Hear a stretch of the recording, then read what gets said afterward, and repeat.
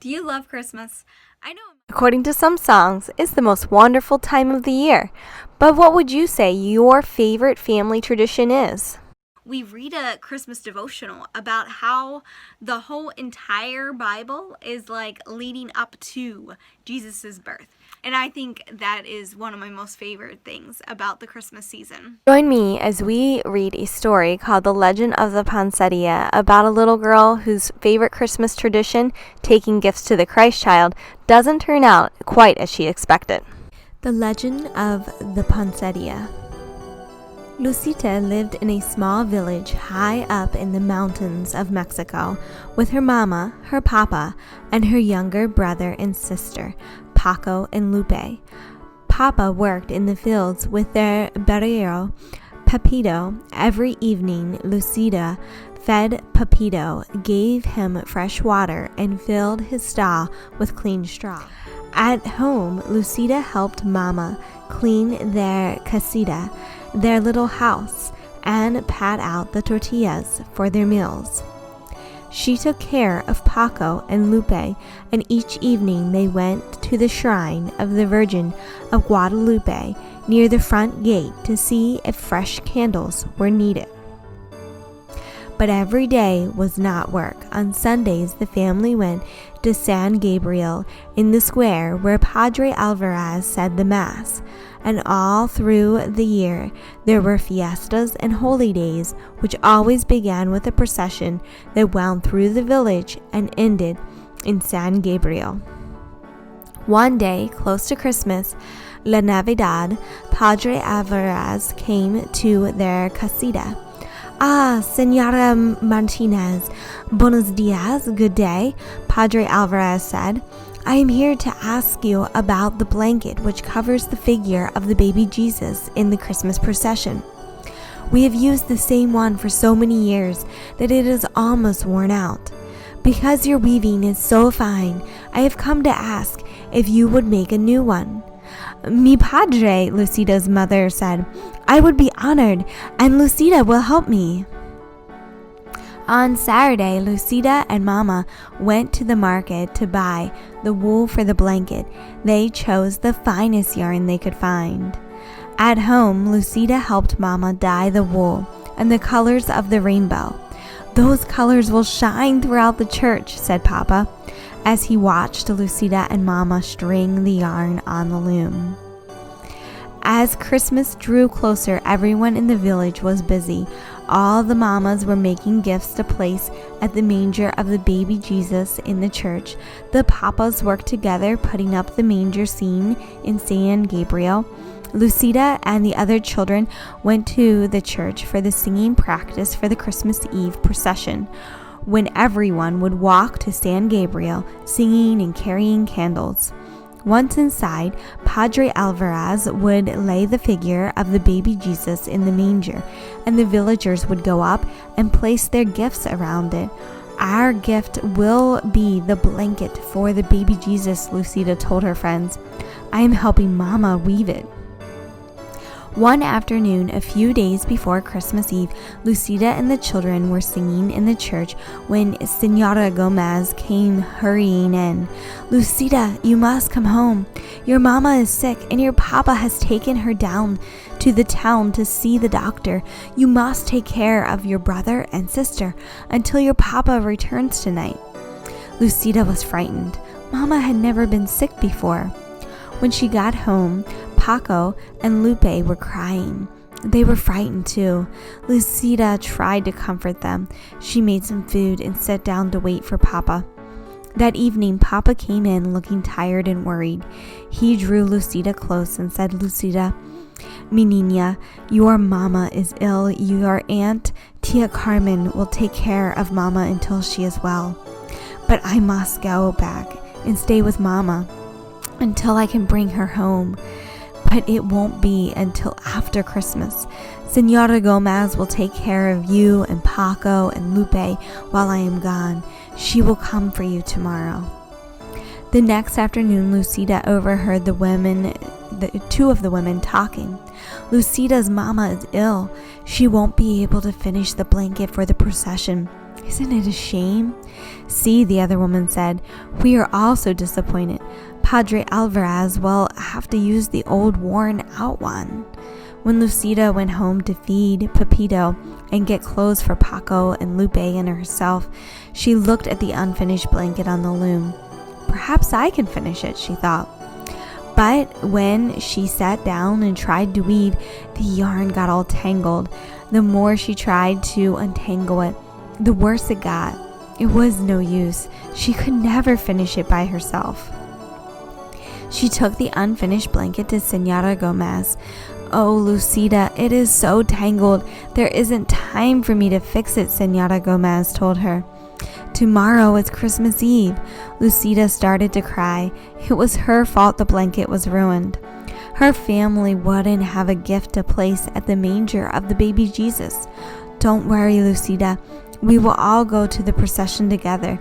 Lucida didn't say anything, but in her heart, she felt that she had ruined Christmas.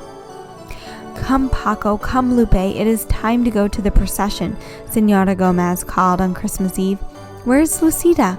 She was nowhere to be found. Lucida was hiding. From the shadows, Lucida watched everyone gather for the procession. The candles were lit, the singing began, and the villagers walked to San Gabriel, carrying gifts to place in the manger. Lucida walked along in the darkness and watched the procession go into the church, followed by Padre Alvarez carrying the baby Jesus. Little girl, are you Lucida? An old woman stood in the shadows nearby. See, Lucida answered, wondering who she was. I have a message for you. Your mama is going to be fine, and your papa will bring her home soon, so you don't have to worry. Now go into the church and celebrate Christmas with the others. Paco and Lupe are waiting for you. I can't, Lucida told her. I don't have a gift for the baby Jesus. Mama and I were weaving a beautiful blanket, but I couldn't finish it. I tried, but it only tangled it all up. Ah, Lucida, any gift is beautiful because it is given, the old woman told her. Whatever you give, the baby Jesus will love because it comes from you. But what can I give now? Lucida said, looking around. A patch of tall green weeds grew in a nearby tangle. Lucida rushed over and picked an armful. Do you think these will be all right? Lucida turned to ask the old woman, but she was gone. Lucida walked into the church. It was blazing with candlelight, and the children were singing as she walked quietly down the aisle with a bundle of green weeds in her arms. What is Lucida carrying? A woman whispered. Why is she bringing weeds into the church? Another one murmured. Lucida reached the manger scene. She placed the green weeds around the stable. Then she lowered her head and prayed. A hush fell over the church. Voices began to whisper. Look at the weeds! Lucida opened her eyes and looked up. Each weed was tipped with a flaming red star. The manger glowed and shimmered as if it was lit by 100 candles. When everyone went outside after the mass, all the clumps of tall green weeds throughout the town were shining with red stars. Lucida's simple gift had indeed become beautiful. And every Christmas to this day, the red stars shine on top of green branches in Mexico.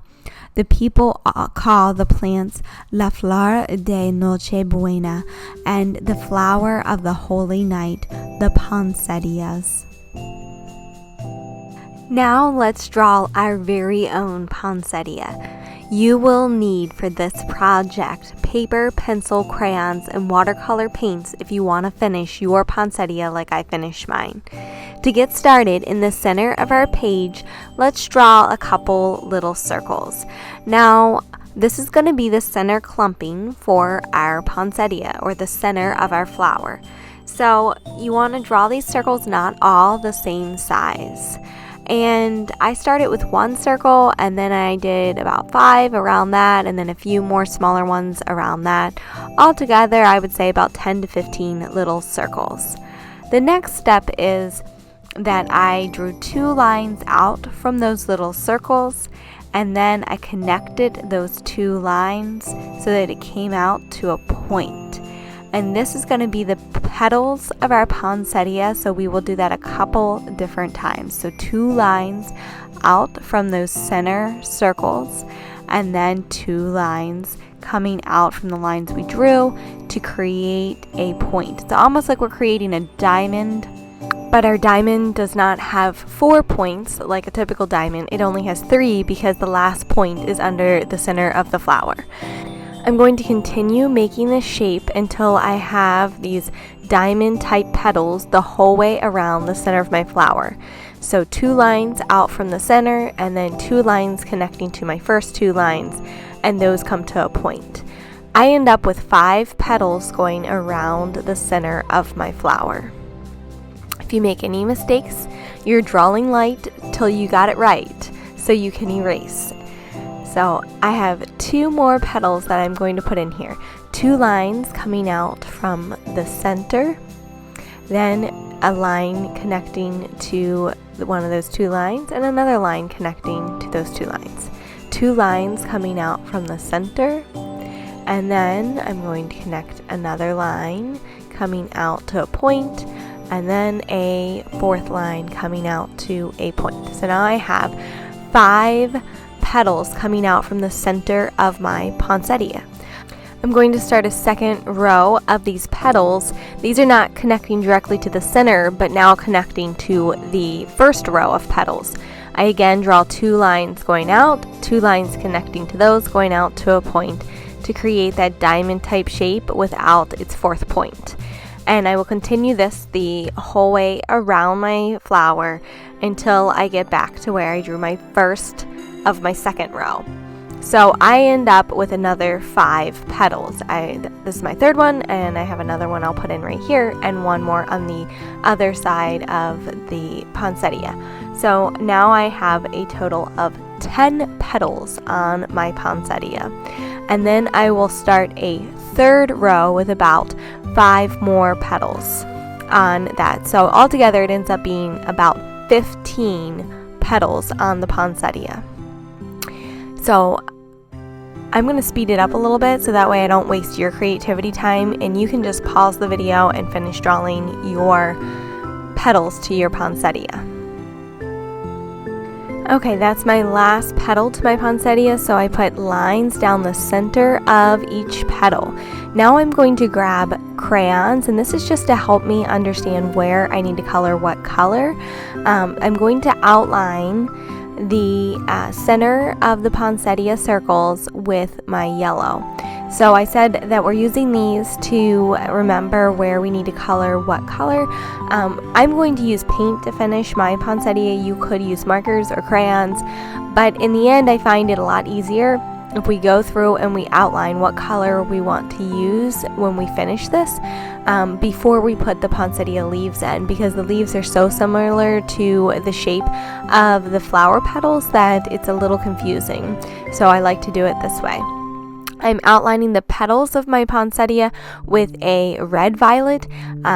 You can do it with red violet because there are ones that are kind of a maroonish red, or you could do it with straight red because there are poinsettias that are red. There's also a cream colored one, but most crayon sets don't really have a good cream color, and it's hard to paint cream, so we're not going with that option today. So red or red violet is a great option.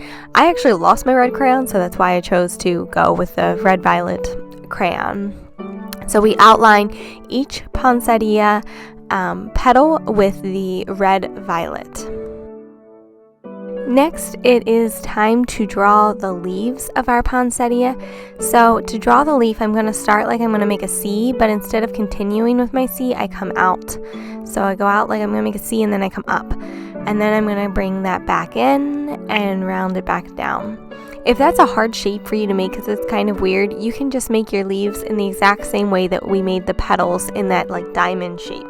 So I will make about 5 leaves around the outside of my poinsettia. And now we are going to outline our leaves with green. And you can also put the veins of the leaf on each leaf if you would like. I draw a couple lines on each leaf so that it shows the veins of the leaf, but that's an optional thing. I just think it adds a little bit to the overall look. I will be honest with you, when I teach this in my classroom, I have the students draw the poinsettia once as practice, and then we draw it a second time, and that time is when we paint it. So in my classroom, they always draw it twice. They draw it once for practice, and then a second time that we will use as our final poinsettia and paint it. And to be perfectly honest, the students do much better the second time after they know what they're doing. So I would recommend practicing the poinsettia once and then coming back and drawing it a second time for the painting. To draw the veins, if you want to do that, just put a line down the center and then a couple lines coming out to the side of the poinsettia or of the leaf, so that it looks like the veins of the poinsettia. So a line coming straight out and then lines coming off of that at a diagonal to look like the veins. But those are optional. If you don't like the look of that, you don't have to put that in at all. Once I finish here with the crayon, I'm going to paint my poinsettia. Like I said, you can finish yours with whatever art supply you have available to you. You can use paint, you could use marker. Marker would work great and it would look nearly like paint. And if you're using washable marker, after you color with your marker, if you take a paintbrush and some water, you can make that marker look like paint on your paper. I'm just using watercolor paints for today. I'm going to start with the yellow in the center here of my poinsettia.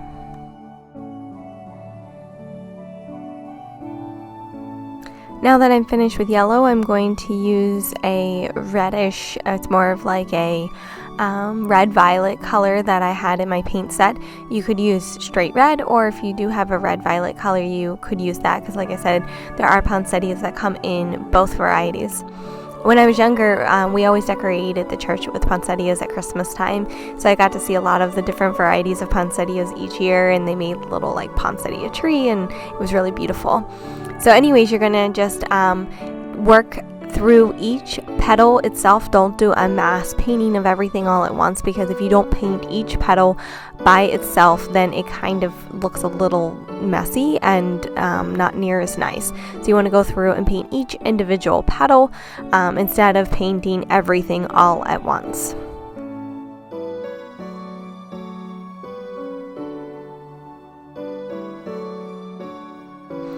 And we will finish up painting our poinsettia by painting the leaves green. And once you're all finished, you can decide if you want to paint the background. Some years I will have my students paint the background blue because it looks really pretty with the red poinsettia and the green leaves and then the blue background. But other years we don't do that, just to save time. So today I will not paint my background blue just to save time, because this video is running a little longer than I would like. But you can feel free to paint your background blue, or you could even cut your poinsettia out and glue it to blue paper if you like that look. I hope you had a really fantastic time creating with me today. Thank you so much for watching.